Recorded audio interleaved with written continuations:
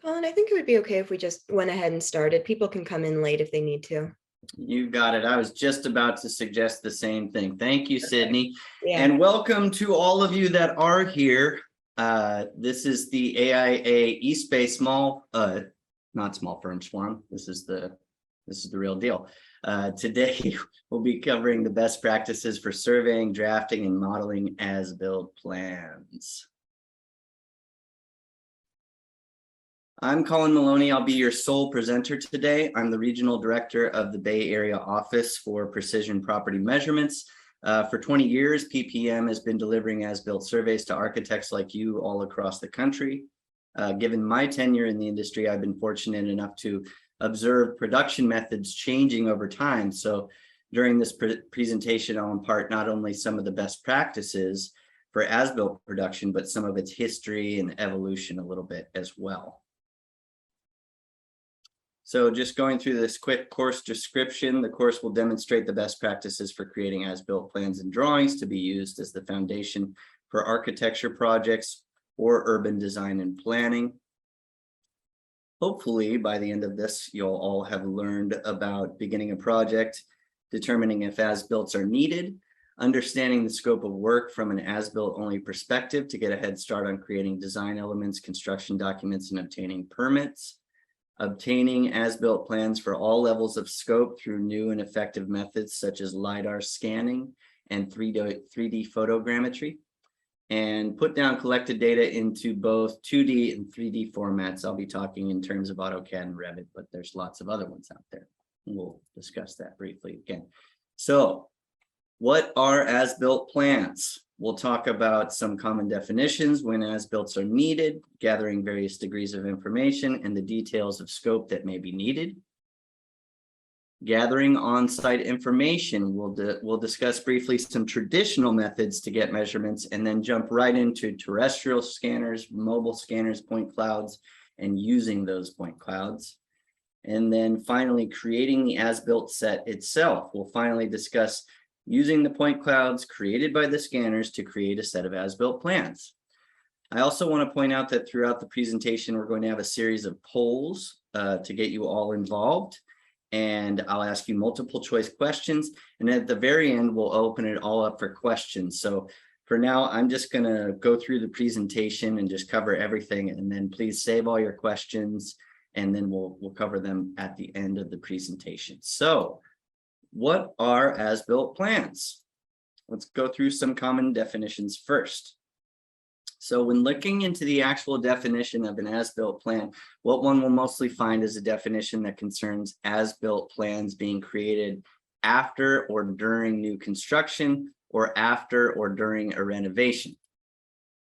And this definition reads, as-built drawings are prepared by the contractor. They use red ink to show on-site changes to the original construction documents. They're more like interpolations done for construction purposes, and therefore the changes that the contractor makes onto the original design are called as-built drawings. So contractor developed as-built should not be confused with record drawings, created of course by the architect or engineer. Record or archive drawings often include the information gathered on as-builts, and they're the final set of formally developed prints, fully signed and stamped by the project engineer. This definition reads, record drawings are prepared by the architect.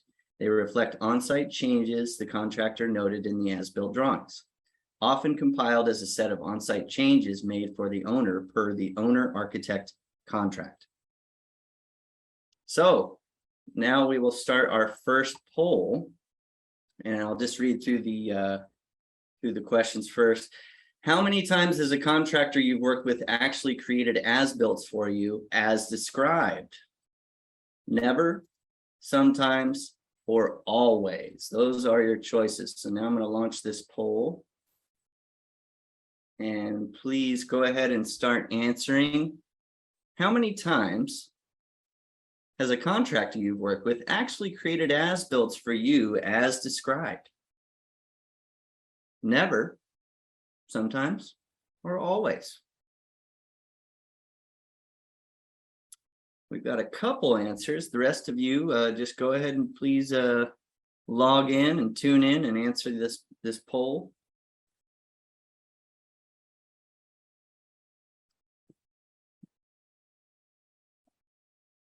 Okay, I'm going to end it. And we're going to share the results. It looks like the overwhelming majority is never. But we have one lucky person in there who experienced the contractor doing this. So good for you. Now I'm going to end the poll. Sydney, did the poll end on your end? Mm-hmm. I just X'd out of it, so I just want to make sure that worked. Okay. Oh, stop sharing the poll. Get out of here. Okay, so. All right. What is an as-built plan? This guy in the hard hat isn't sure. Let's just keep it simple. I think we all can agree. In the architecture and construction industry, as-built refers to a drawing that shows the existing dimensions and conditions of a building, space, or area. Before we get any further, I want to discuss that throughout the presentation, we'll be discussing producing as-built plans in their final format as either 2D CAD files or a 3D REVIT model. Both are softwares created by Autodesk. And as you likely know, there's many other drafting and modeling softwares out there. Even though I don't mention them, you can apply that. So I'm talking about the Autodesk 2D software or 3D software, but you can apply just about all the points I make to any of the other ones as well. So when are as-builts needed? Pretty much whenever we're working with an existing building, we need as-builts before we start the design. If the owner or client happens to already have as-built drawings, then we may just need to enter them into CAD or reformat them if they're already in CAD to your native template, and confirm that the drawings are up to date. So if there's errors or inconsistencies, then at some point you may need to decide that a fresh set of them is needed so that you can remodel this living room. So what are the contributing factors? It's rare that clients already have current as-builts of their existing building that are accurate, but it sometimes does happen. So in that case, of course, you wouldn't need more before you start your project.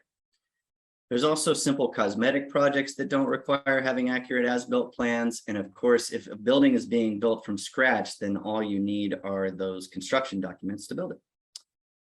Pretty straightforward there. So in most cases, obtaining as-built files is one of the very first steps in the renovation process, if not the first step. So getting ahead of this step allows the architect to focus on their design, plan creation, submittal to the building department, all of which are considerably more time-consuming than that first step. There's also cases where you'll be working with the historic review and they'll require as-builts be created. Most engineers will want a fresh and accurate set of as-builts before they begin a seismic retrofit project. And if you're working on a tear-down project, some building departments require you submit as-builts of the structures being demolished, believe it or not. So, as mentioned on the previous slide, different municipalities work differently and have different requirements. If they require as-builts for any reason, the type or scope needed may vary from city to city. If you plan to preserve or improve upon detailed architectural elements such as ornamentation, you'll need to consider that documentation and where it fits into your timeline. Overall, the size and scope of your project will determine when as-builts are needed, as we'll discuss in the next section, and what degree the scope of the as-builts will be that are needed. So you've discovered you need as-builts. How far or in how much detail do you need your information to go? So above are a few examples of plan types and when they're needed in your as-built set. So you'll almost always need floor plans. Most basic kind of as-built drawing there is. Exterior elevations are often needed when the work impacts the exterior. Sections help when you're working with height constraints or the vertical relationships between the spaces. Reflected ceiling plans when you're modifying existing lighting or working with unique ceilings. It's ultimately up to you as the architect to decide what scope should be for your as-built plan set, or consult with your engineer as well on what is needed. before we get into specifics regarding plan types, let's go over some of the ways to gather on-site information, starting with very simple quick method and then ending with full-blown as-built plans. So first you have your photos only. Photos. I just got a notification my internet connection is unstable. Can everybody? Amber's with me. Okay. I'm hearing you the whole time. I think Okay, good. So I don't want to be frozen face. I'll read a couple slides before I realize that my face is frozen for you guys. So, photos, they can assist in the design process, answer questions you might have before proceeding.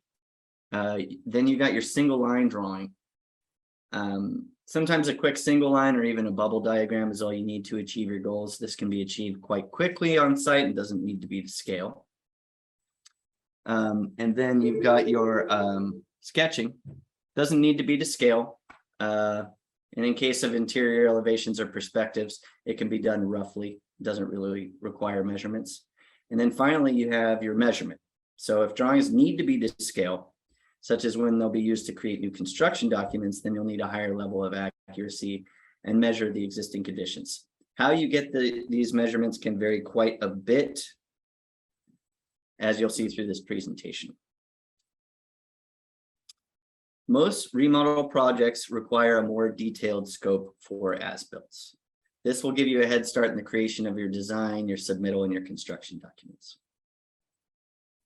And so, to sum up the first portion of this presentation, as-built plans, simply defined as a set of plans of any structure as it exists in that moment. They're most often used for renovation of some type. Getting as-built drawings in the format in which you work is important, such as a particular software. The scope of the as-built plans and the detail of each scope item will vary with the needs of your project. So now let's move on to the second portion of the presentation, gathering on-site measurements. So let's talk about the tools of the trade for some more traditional methods. The presentation will be mostly about scanning to obtain your measurements, but I did want to touch on the method that's still near and dear to my heart of gathering your measurements. It's now known as the old school way. This is where you take the measurement you need, you write it down, and then you bring it back to your office, or you take the measurement you need and then you walk over to your laptop, which you have on site with you, and enter it right into CAD or REVIT. A lot of people call that CAD on wheels if you have a little tray and you're moving your computer around while you do it. So you can use a tape measure to measure lengths, obviously, of anything. And for heights, you can measure all the risers and the stairs. You can drop it down a balcony, you can run it down a wall, etc. A laser distance measurer, or disto, can perform trigonometric functions instantly and get you lengths and heights in all sorts of ways. Some come equipped with a camera feature, which really helps with the long shots. And I do recommend Leica. If you're using the Bosch, you're gonna regret it because it's gonna give you some bad measurements. Springing for the Leica is the way to go. I'm a big believer. The first of these tools you might already be using to measure your plans, but the third is used exclusively to gather height information. It's called a zip level. This is an excellent tool, invented, distributed, and repaired if necessary by a company out of San Diego called Technidia.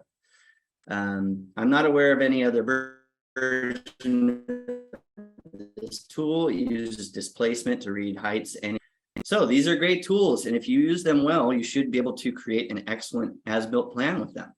There's a part of me that misses getting my plans done this way, I'll admit it, but the industry has moved on and there are better tools out there, which we'll be discussing soon. But first, another poll.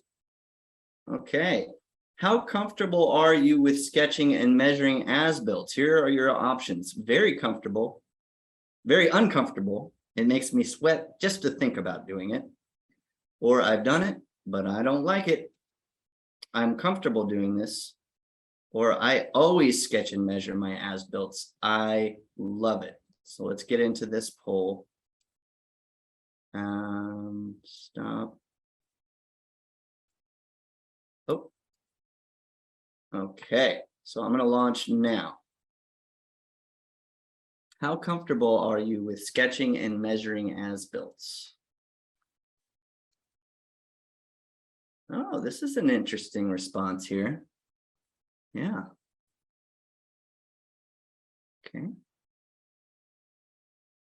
Results are still coming in. I'm liking it. They're moving up and down quite a bit. And it's been up for a little while. I think everybody has answered the poll. Okay, I'm going to end it now. And you can see the results. None of you are extremely uncomfortable measuring as-built, so that's great. I'm with a crowd of pros. Maybe I'll step this info up a notch. We got one participant who doesn't like it so much, and we got quite a few who love doing it themselves. I think it's a great way to get acclimated with the site, so we are kindred spirits. I'm going to stop sharing that and go on to the next slide.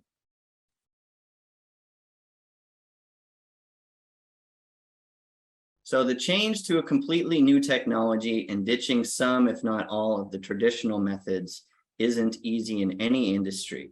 And I was admittedly a little skeptical myself. Does it really get everything really well?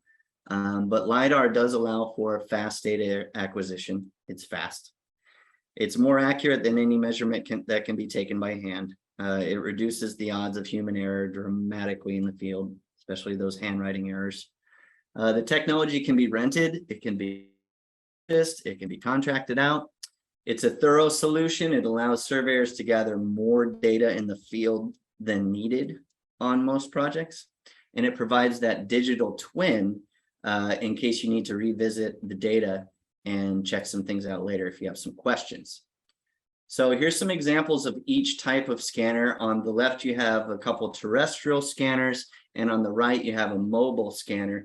And this is ironic because when I was creating this presentation, a purchase went through. One of the companies on the left, Faro, actually purchased GEOSLAM. So they're the same company now. So that was kind of some interesting. Okay, so light detection and ranging. LiDAR. It's a method for measuring distances by illuminating an object with a laser and measuring that laser beam's reflection with a sensor. Each one of the illuminations can be considered a measurement. Each single measurement is logged, and throughout the course of the scan, millions of measurements are taken in all directions. Either way you choose to go with your scanner, you're going to be using LiDAR, and then you'll be creating a point cloud. So let's talk for a minute about terrestrial scanners. And here's one that my team is familiar with. We have the Faro Focus. Overall, you'll find that terrestrial scanners like this one will give you a much cleaner and denser point cloud than a mobile scanner will. The problem is that they're terrestrial.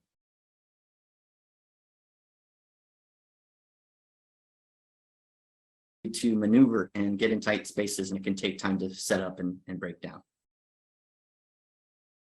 Oh, I forgot that there were some points. So this particular one, 976,000 points per second as it's scanning. Very high resolution and a very small degree of error with the precision. So here is the Leica RTC 360. Even though it needs to be set up on a tripod, the individual scan times for the RTC 360 are relatively short compared to the other terrestrial scanners, making it the fastest terrestrial option for sure. The iPad app lets you check your cloud before you leave the job site, and the RTC 360 is extremely precise. Offer even higher precision in their. This is some of the stats from that. 2 million points per second and 16th inch precision. So, I don't think you're going to be able to get that with the tape measure, unfortunately. So in the next slide, we're going to see a short video that shows this RTC in action, I believe. This out. While other scanners can be moved while they're operating, the RTC 360, as I said, needs to be placed in multiple positions. all over the building to get a full set of measurements for our plans. This allows the laser scanner to gather very fine detail throughout the survey, creating an almost photorealistic and millimeter accurate 3D data set. We can navigate through this point cloud by picking scan positions through the property to help us find specific details that need to be communicated, as well as confirm we all have the data we need to put together our final product. The RTC 360 is a super fast scanner capable of gathering 2 million measurements per second. As I said before, up to 330 feet away. You can see that building way down the street that was included in that scan. So now let's touch on some mobile scanners. These are the scanners I'm actually a little more familiar with myself. And we'll talk about the REVO and the BLK2GO. So this is the GEOSLAM REVO. The trade-off for a hyper level of precision is that with a mobile scanner, you'll greatly reduce your on-site time taking measurements because the scanning is done continuously while you walk through the space. It doesn't need to be mounted to a tripod. Even stacked up against the Leica scanner we just discussed, 3 hours of scanning can be cut down to 15 minutes with a mobile scanner like this one. The scanners are also very modular. You can mount other equipment to them like a GoPro camera or even mount the scanner itself to a drone. I don't think you can do that with the REVO, but there's some other ones you can. This is the newer form of the mobile scanner from Leica. It's called the BLK2GO. Between this and the scanner that we looked at previously, there's some pros and some cons. For example, this produces a much more photorealistic point cloud, but the level of precision is less finite. And that's because in addition to LiDAR, that's using a 3-camera system. There's actually cameras in there that are helping the point cloud be more photorealistic. So now we're going to check out a video that was used. We used the REVO, I believe, in this video that we'll be seeing now. So you can easily see that even though there's no photo-based colorization of the points in this little tiny house here, but the points are colored on a height ramp. So you'll see that they're lighter green and yellowish as it's the ground and then get blue at the top. So it's kind of a cool spectrum way to view it. Coloring the points this way makes it easier to see the important features in the point cloud, even without that photo colorization realistic view. So in summary about mobile scanning, using a mobile scanner is preferable if your time on site is limited.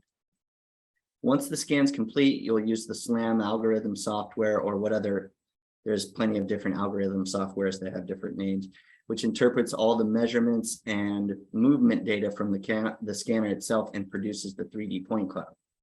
Since most individual scans take 15 to 45 minutes, this will give you the best time to process the scan on site and check your results before you leave. Reviewing your point cloud on site is essential to ensure accuracy. Most errors in scanning or processing can be spotted quickly, and actions can be taken to ensure overall accuracy of your project when the time comes to draft the model. So now let's talk about this infamous point cloud, shall we? Reviewing your data well before attempting to create a set of as-builts from a point cloud is a must. If there's any kind of errors with your cloud, which do happen, then using that bad data can either stop you in your tracks later when you're drafting or modeling, or even worse, result in an incorrect set of as-builts. Once your scan is processed, you'll need to review the output. You'll check to see if you covered all the areas. You'll look for any flaws or errors and ensure there's no drifting, which is what we'll talk about here. So drifting can occur when the software has trouble putting all the points together. If this occurs, then you can try some reprocessing options or simply scan the structure again. Drifting is common with mobile scanners, and it occurs for several different reasons. Determining which reason is helpful before attempting to reprocess or rescan your project again. So here's an example of some drifting in a point cloud. In this case, the bathtub on the left is incorrectly showing itself to be in the kitchen area. The vanity on the right side isn't in line where it should have been. And the error on the right is clear because of that empty dark space. So being to kind of view these things and find these problems is important. So there may have been an internal error in this case with the actual scanner. Maybe it wasn't, so much of a user error. Heavy drifting in the neon textured area shows you something is wrong and can confuse you later when you're drafting and modeling. And we'll talk about that kind of confusion that can occur. Just another tons of drifting errors in this one. Sorry. Would be difficult as you duplicate line, and it makes it near impossible to discern what is real versus scanner error. Okay. All right. So some problems aren't as easy to spot while in the field or solely reviewing a point cloud. Problems, unfortunately, can become apparent when you're performing your drafting or modeling work. And you'll discover that the data the scanner has collected has errors, like the ones that you see here. You can see when trying to draft those lines on top of the point cloud, which is essentially what you're doing, especially in CAD, is tracing. It's going to be kind of hard when they're wavy and wonky like that. So here's an example of reflections. If the mirrors or a really reflective surface aren't covered, then it will mirror that part of the scan behind it. So in this picture, you can see it's a bathroom on the left side and a hallway on the right.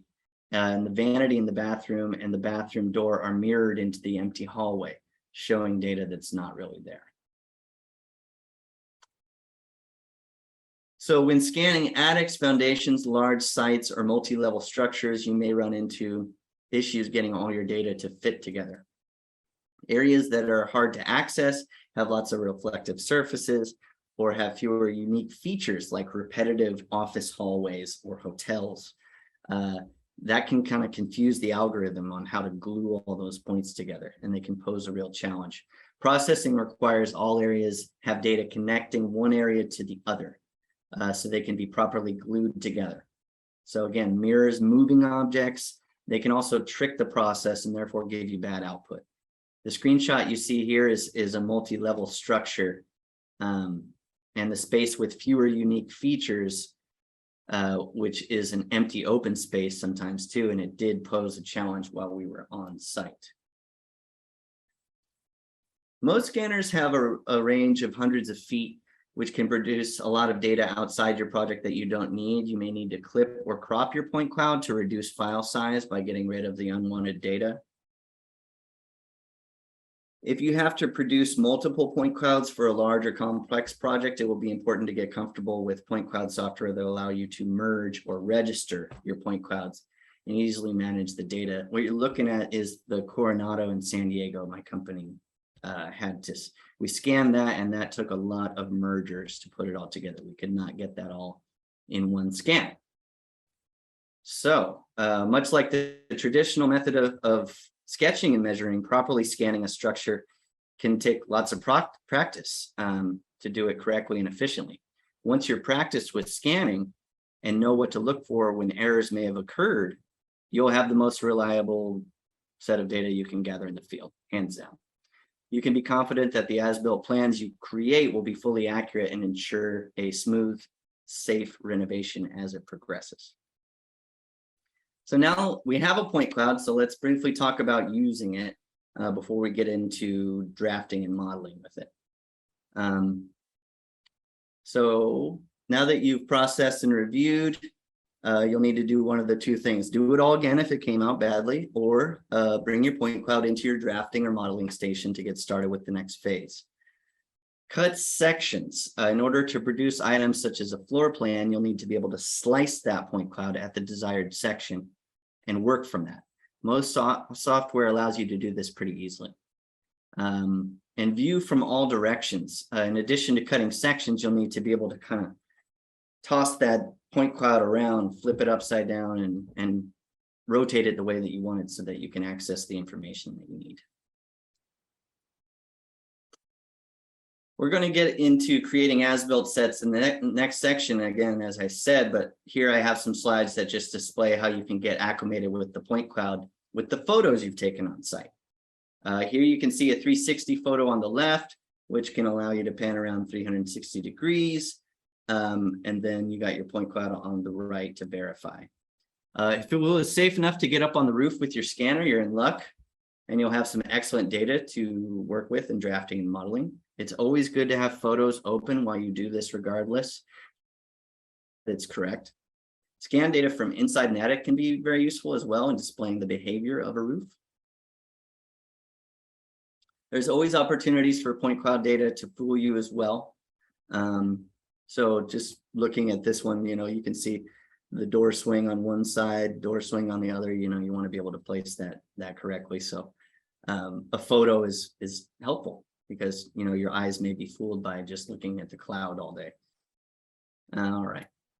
So looking in section throughout the portion of your project, or even before you start work, is a good idea. So you'll see the structure in a way that you can't ever see it in section in person, unless you have a giant chainsaw and you got permission to cut through the building. Having a point cloud data is extremely beneficial over measuring with traditional methods when sections need to be created. So in summary, we talked about scanning your project and how it can reduce errors and time spent on site, the type of scanner that you use, and the fact that it will be dictated by your needs and level of detail required. Your scanner will create a cloud made up of millions of points, and knowing how to manipulate that is crucial. This way you'll have utility once brought into your preferred software. As an added note, my perspective has been that almost overnight as-built production methods have shifted from that traditional method done that way for decades to utilizing the latest in this laser technology. With every new introduction of production methods, there's a learning curve. But once mastered, the entire process gets much smoother. When incorporated with BIM technologies, the entire construction process can get a boost in speed, efficiency, and even in a lesser environmental impact. Now that we've collected measurements in the field, it's time to create the actual plan sets. It's important to keep these organized and concise, but at the same time, leave room for notes, building code information, etc., so the plan can be used for your design layouts, demo plans, construction documents, and all that stuff we discussed earlier. Drafting from the point cloud. So when drafting from a point cloud, the first thing you'll need to do is get into a drafting drawing environment. This can be imported directly.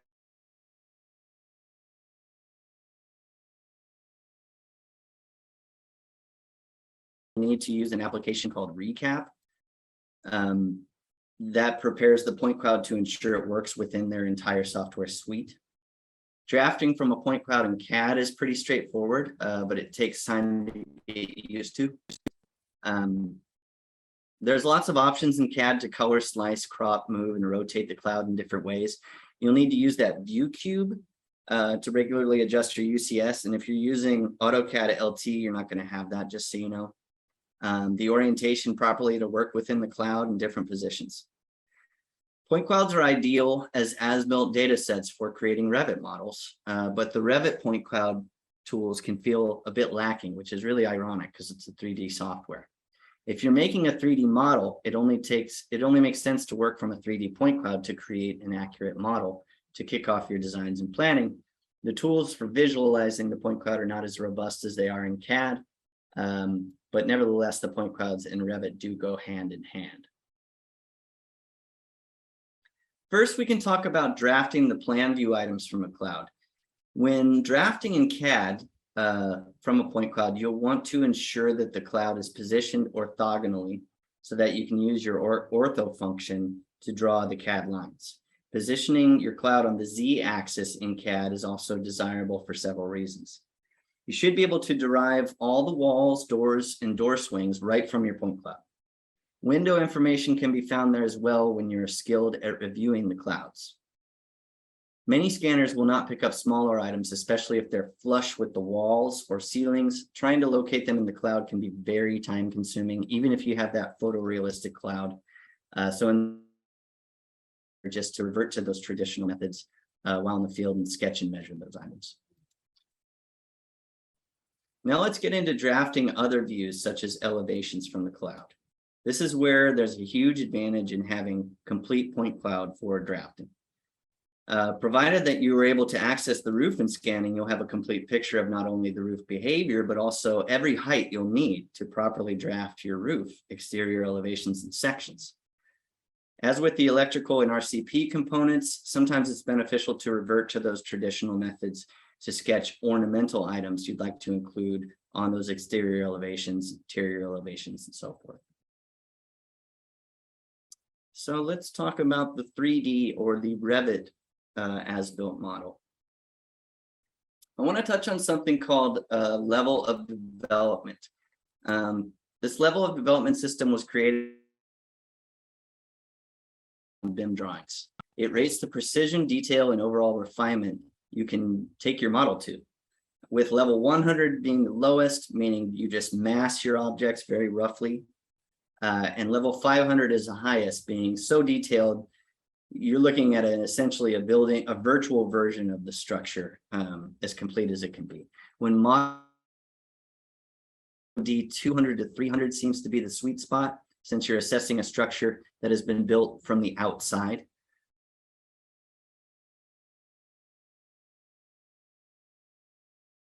As built surveyors like myself, architects and engineers may want to go ahead and make those assumptions on the construction. So, similar to drafting in CAD, the first thing that you'll need to do to work with a point cloud in REVIT is make sure that it's in recap format so you can use it in Autodesk. Using the point cloud to guide modeling in 3D can be more complex than drafting in 2D. However, the benefits of having all the elements in a building related to one another in 3D can be valuable to your design and planning process. Viewing the point cloud model in 3D provides a lot more information about how the structure, the MEP systems, and the architecture interact.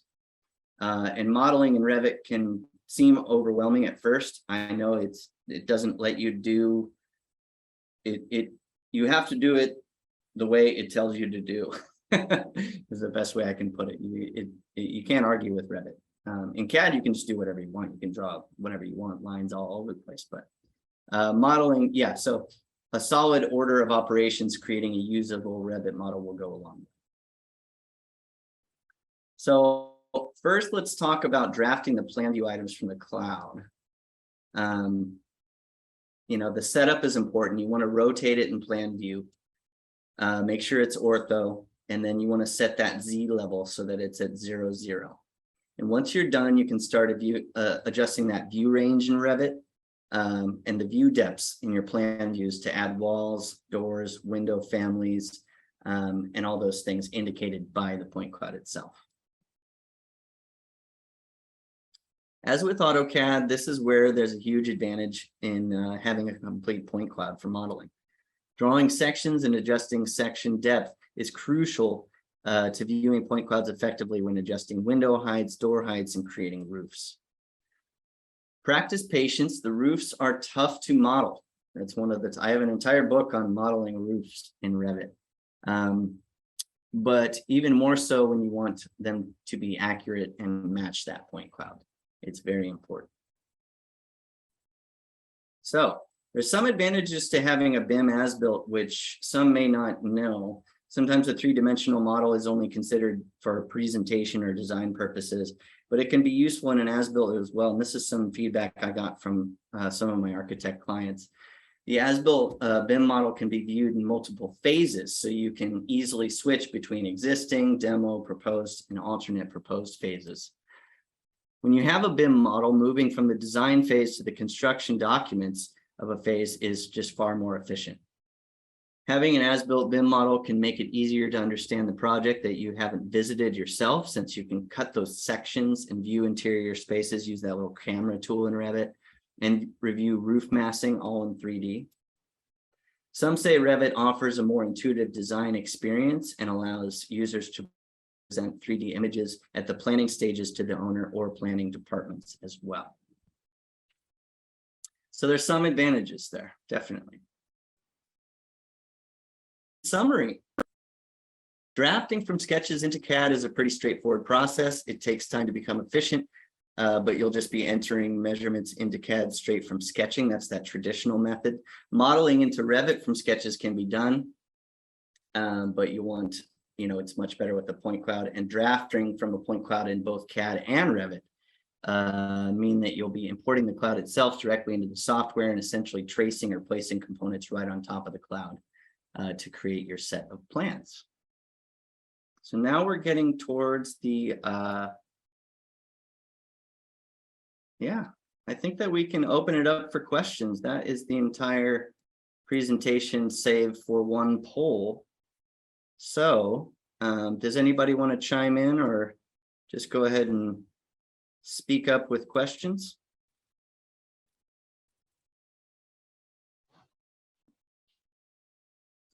Yes, one of the problems I've had with using scanning, like even 2D scanning, mobile scanning, is that it lacks the accuracy of tape measurements when it actually cleans up the data. I'm curious about what scans and what scanner created this, and it sounds to me like you may be using a solid state scanner or some sort of cell phone application, or are you talking about using like a Faro or a different... I used the Faro handheld, tested that out on a building, and the visual at the end looked great, but I went to export it to AutoCAD and it stripped out 90% of the information, and it was just a waste of time. I ended up going back through with traditional tape measure process in order to capture it as an as-built. I would love to get your information and discuss this further. I want to hear about that experience because, first of all, I didn't know that Faro even had a handheld option. But to revert back to tape measures because of an accuracy or a precision deficit with a scanner would be a first for me. That's why I was thinking it might have been a solid state or a cell phone scanning application, because those are more photogrammetry.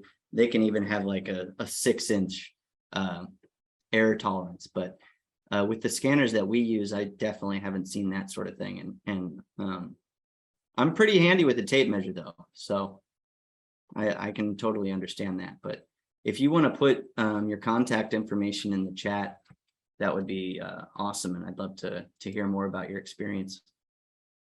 I do see in the chat there's a question. What's the name of the book authored on modeling roofs? Let me see if I can find it. Hang on just a second. Where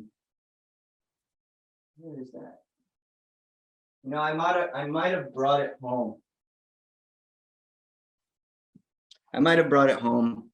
It's something like modeling roofs in Revit. If you want to give me your contact information as well, I can find you the book. It's great because it takes you through creating several different types of roofs. The wingtip gable, you create a little geodesic dome roof, and it just kind of walks you through each step. So it's one of the best Revit tutorial books I've ever worked with, for sure. Any other questions? Okay, let's see. We got another one in the chat. What is the finished product that your company produces? AutoCAD drawings that we can get to work with for someone uninterested in exporting and drafting from a 3D model. My company is currently offering 4 different software outputs. So traditional 2D CAD, 3D Revit models, 3D ArchiCAD models, and 3D SketchUp models. So you can get any one of those 4, whatever your preference is, whatever you like to work with. And we always create a PDF set in case you want to print right away, no matter which of those 4 that you do. And our challenge is always to make sure that the product is consistent among those softwares. So if you're getting, you know, a 3D model in one of them, it's going to have all the properties that you are in the other one. To answer your question, yes, the CAD drawing, the DWG is editable. You can hopefully just hit the ground running and start, you know, showing your existing and then start creating your new designs. So Edward says section cuts seem to show a mass for the attic space. Do you have actual framing depth for the framing members? Good question. I think you might be referring to that visual that I had. So that's one of those kind of gray areas that I like to discuss with clients before we do the as-builts.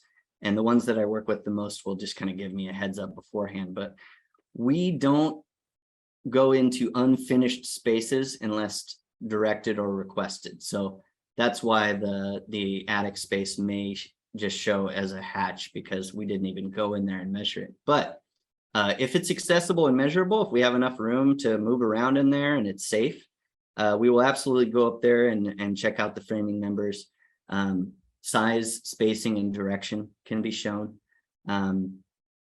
It's a little hard to tell where to draw the line when you have an unfinished space too. Like, do we show the purlins in the space? You know, do we get really, you know, what, or just straight rafters and joists and things like that. So, but that's the kind of discussion I love to have with clients anyways, and get them what they need.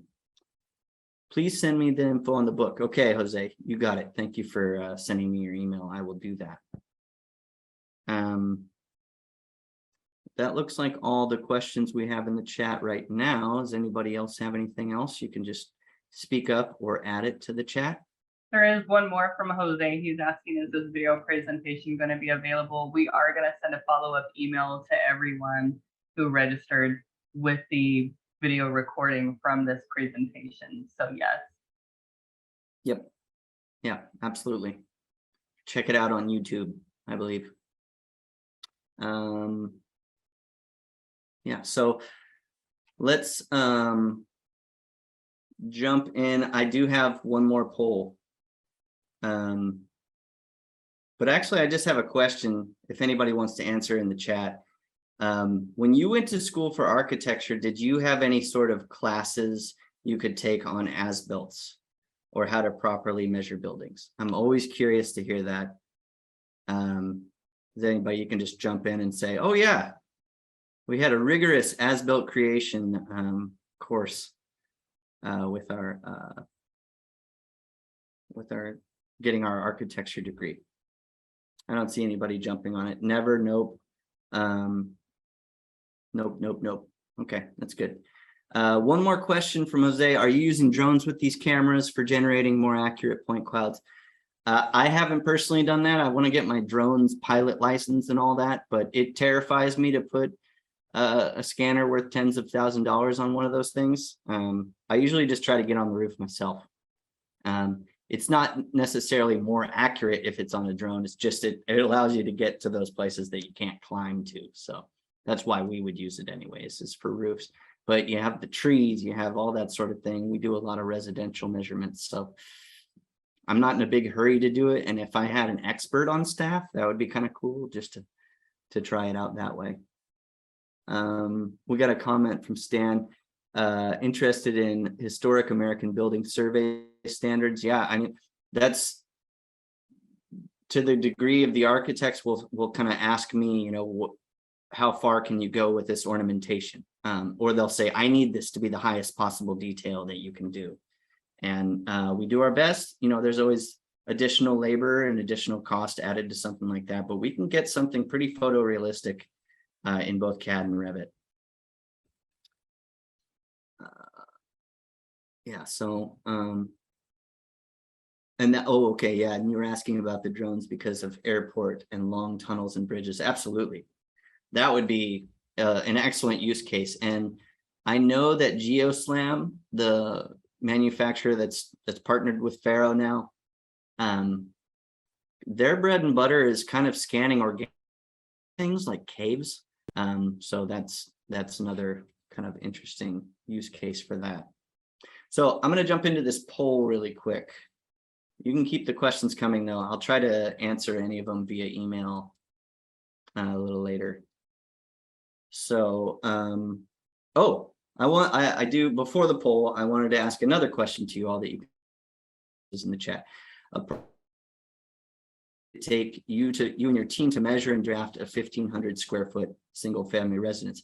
And this can be whatever method you currently use, whether it's the scan or the tape measure or CAD on wheels.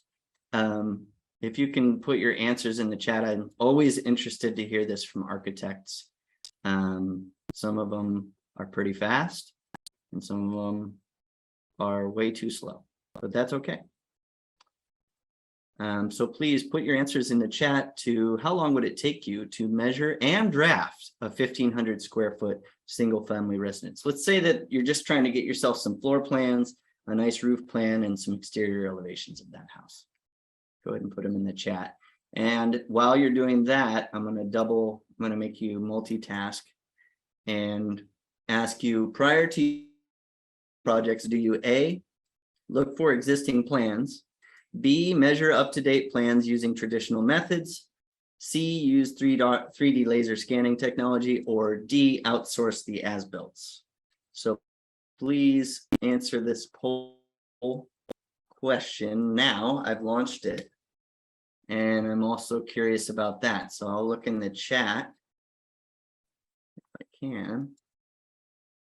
A couple of you answered my first question. Old school, an hour and a half to measure and 4 hours to draw that little 1,500 square foot house. That is fast, fast, fast. Very good. Kenneth, I think you have it down. 3 hours to measure inside and out, 12 to 16 to model in 3D. We have a 3D modeling user, and then 6 to 8 hours overall, it sounds like, for that one. So pretty good stuff. All right, and I'm going to just give another minute for the poll. Prior to remodel projects, do you A, B, C, or D? Look up the plans, measure using traditional methods, use the 3D laser scanner, or outsource the as-builts. Okay, I'm going to end the poll now and share the results. Very interesting. We've got